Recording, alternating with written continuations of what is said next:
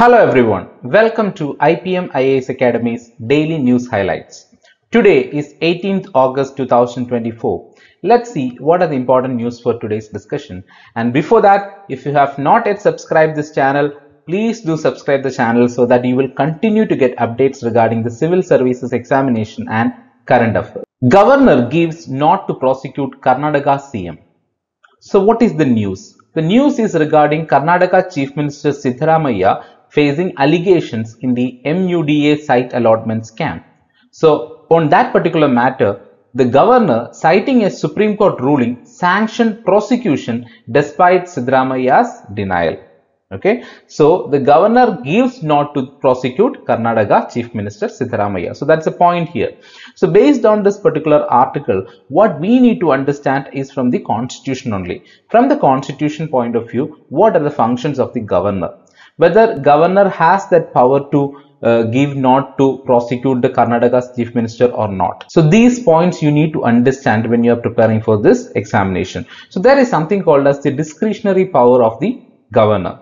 So according to the discretionary power, you can see that while the constitution does not explicitly enumerate all discretionary powers, but judicial interpretations have clarified that governor can use his discretion in certain cases based on Article 163. So you have to understand about Article 163 because it talks about the governor's discretionary powers, but discretionary powers are not clearly mentioned in the constitution also. So as a civil service aspirant, what you need to do is understand more about the powers of the governor with respect to the state government, chief minister, council of ministers, etc., and especially what are the discretionary powers enjoyed by the governor and what is that case here they are actually talking about.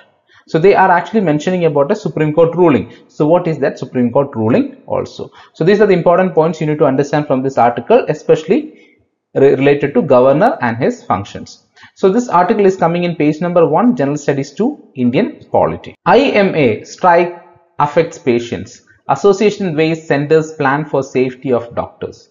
So recently we have witnessed one of the brutal incidents against a doctor in a hospital at Kolkata. So that was a brutal case of murder and rape. People are protesting against this injustice. Those who are involved in this violence, strict action should be taken against them. There should not be any doubt in that. The whole country is raising their voice against this brutal incident. So whoever is there behind this particular crime, they should be put behind the bars and they should get the maximum punishment in India. And that is the opinion and the demand for almost all the people in this country. So what is this all about, this news? The Union Health Ministry urged doctors to end their strike, promising to form a committee to ensure the safety of healthcare professionals. The strike was in response to the rape and murder of a resident doctor in Kolkata. So IMA, Indian Medical Association, has actually gone for a strike. So we know that if our doctors are not there in the hospital, we can understand the situation, what will happen. If our health professionals are not there, if they are going on for a strike, we can imagine what will happen. So we need to protect, our system should protect them. The system should give justice to whatever problems they are actually facing. So whatever demands they are actually addressing, it need to be resolved. Okay, otherwise what will happen, it is one of the very crucial sectors in our country. If one doctor is absent on a day, we can see the kind of confusion that can actually arise in that hospital. So it should not happen. So the best decision should come from the ministerial level, and that is what IMA is actually waiting for. So based on this, you need to understand about what is this IMA, Indian Medical Association. So what are the functions of IMA? You have to have an understanding, and also try to understand about the Union Health Ministry. Okay, and what are the recent initiatives they have actually come up with for protecting the doctors and the healthcare workers in our country. Okay, so this particular article is coming in page number 1, General Studies 2, Indian Politics. Speak as one on global governance. Modi tells developing world seek UN reform. So this is an article which is actually coming under international relations, page number 3. Okay, General Studies 2. Prime Minister Modi called for global governance reform. Prime Minister emphasized the need for just and inclusive global governance at the third voice of the Global South Summit, urging the developing nations to unite and advocating for reforms at the upcoming UN Summit. Okay, that is the point here. So global governance. So everybody should actually voice their opinion for global governance. That is what our Prime Minister is emphasizing. So what is the advantage of Global Development Compact initiative?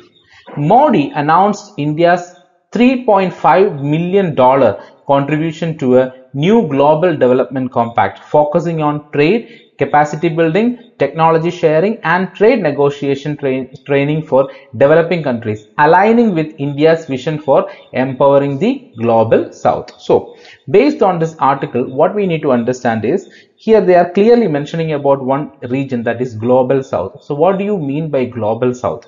What do you understand by the term Global South? What are the countries which are actually involved in this region, Global South? Why we are advocating for the development of this region? And the other aspect is regarding the United Nations. What is the function of United Nations? What are the different agencies of United Nations? Okay, how can United Nations secure the global governance in the world? So all these points you need to have an idea based on this particular article. So this is actually coming in page number 3, General Studies 2 and International Relations. Lok Sabha Speaker constitutes 6 new parliamentary committees. This article is important because it actually talks about the committees in the Lok Sabha and the Parliament.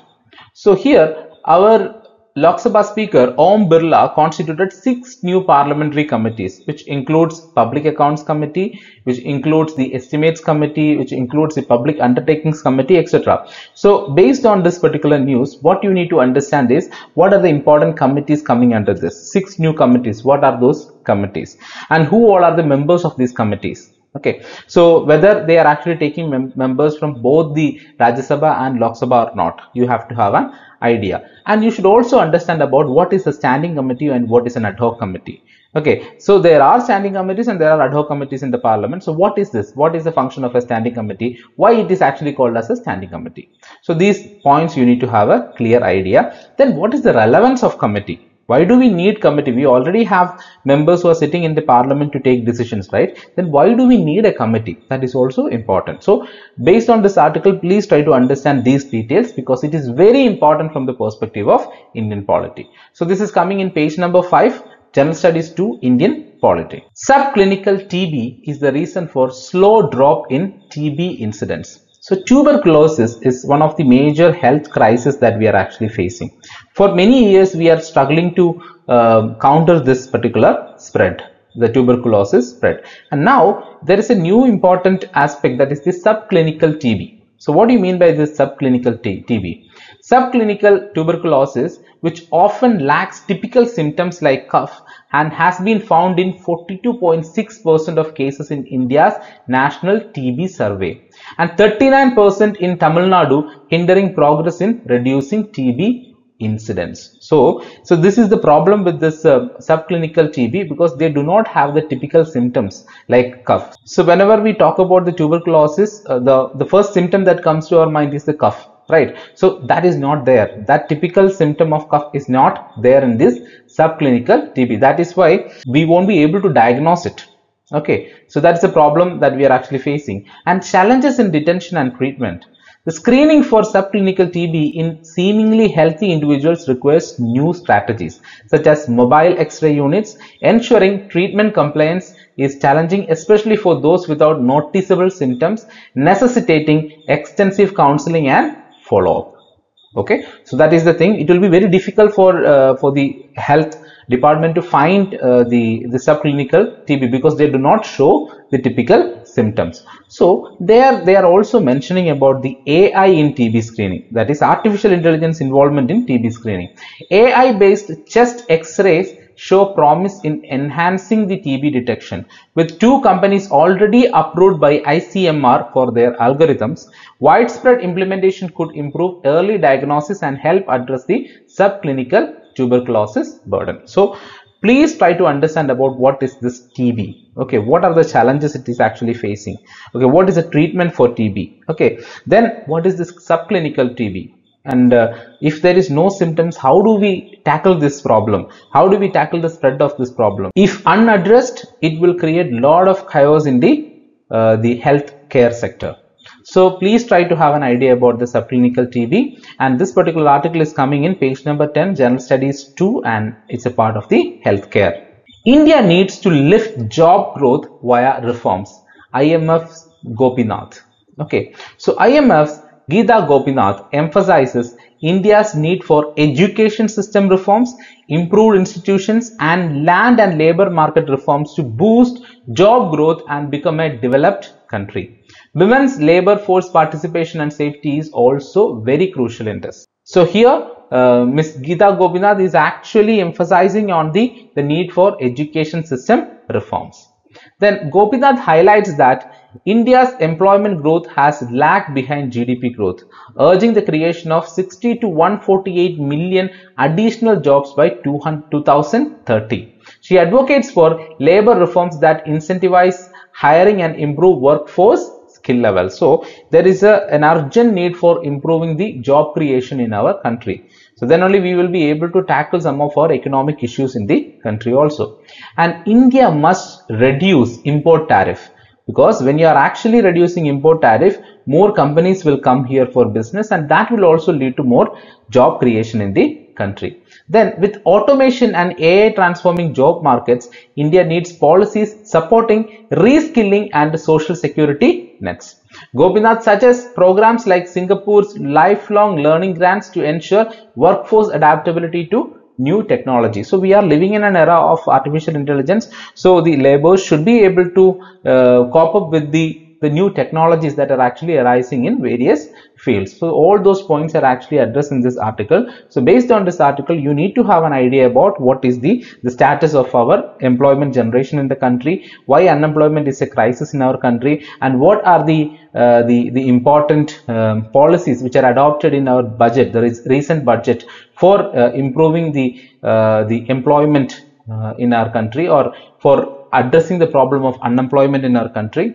So you also have to have an idea about what is this IMF, International Monetary Fund, when it was actually founded, what are the important functions of IMF, and what is their role in the economic aspects of various countries. These points also you need to have an idea.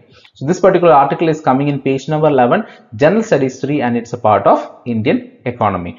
So apart from these news, there are certain important news which are there in the world section, where it talks about the problems going on in Israel, Palestine. Okay, the problems which are associated with the Mpox virus in Africa. Okay, then there are issues connected with the Ukraine-Russia war. So all these points you need to read it, because already we have actually discussed those things in our previous sessions. That is why I'm not addressing it today, but that doesn't mean that it is not important. It is important. Please do read the world section also. Okay, so I hope this video was useful for you. If it is useful, please do share it with your friends, so that they will also continue to get updates regarding civil services examination and the current affairs. And regarding the guided PCM course 2025, the scholarship test link is provided in the description. Please do take the scholarship test link. If you are getting really good marks, you will get the course at a highly affordable price.